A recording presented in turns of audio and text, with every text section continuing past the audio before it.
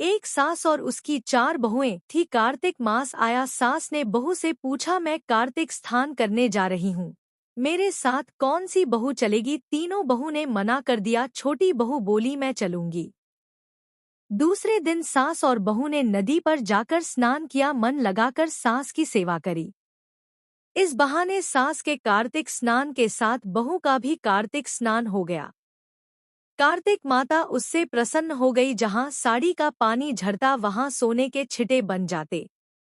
घर में सोने चांदी का ढेर हो गया, धन से घर भर गया। कार्तिक महीना पूरा हो गया। बहू बोली, जितनी इच्छा हो ब्राह्मण जिमाओ और दान धर्म करो। सास बोली, तू इतना सब कहाँ से लाई?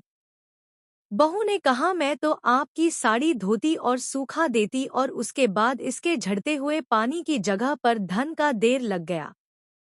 धूमधाम से सास बहू ने ब्राह्मण जिमाए, दान धर्म किया। जेठानियां चकित हो गई और फिर देवरानी से पूछने लगी, तूने क्या किया जो इतना धन हो गया? देवरानी बोली, मुझे सासू जी की साड़ी ठीक से नहीं धोना नहीं आता था।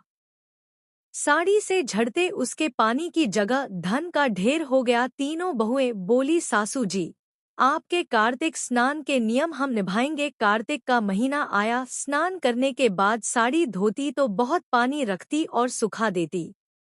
एक बहू चाय बनाती, दूसरा पूजा का सामान निकलती और तीसरी स्नान के लिए साथ जाती। सास को कहने लगी, सासू जी, जितना मन हो धर्म करो, ब्राह्मण खूब जिमाओ। सास बोली, मेरे पास तो कुछ भी नहीं है, कैसे करूं? बहुएं बोली, हमारे साथ चलो। साड़ी के झड़ते पानी को धन के रूप में देखने गई। वहां जाकर क्या देखते हैं कि साड़ी के नीचे तो सांप बिच्छू इत्यादि हो गए हैं। जेठानियां देवरानी के पास आई और कहने लगी, ऐसा क्यों हुआ? तो देवरानी बोली, मुझे तो राई दामोदर जी ने प्रसन्न होकर कार्तिक माता भी प्रसन्न हुई।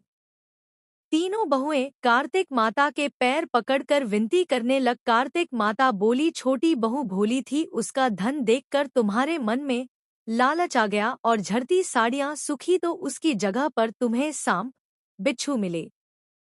तीनों बहुओं ने अपनी भूल की क्षमा मांगी है। भगवान, आपने छोटी बहू पर कृपा करी, सब पर ऐसे ही करना, और बड़ी बहू से जैसे रुष्ट हुए ऐसे किसी से मत होना।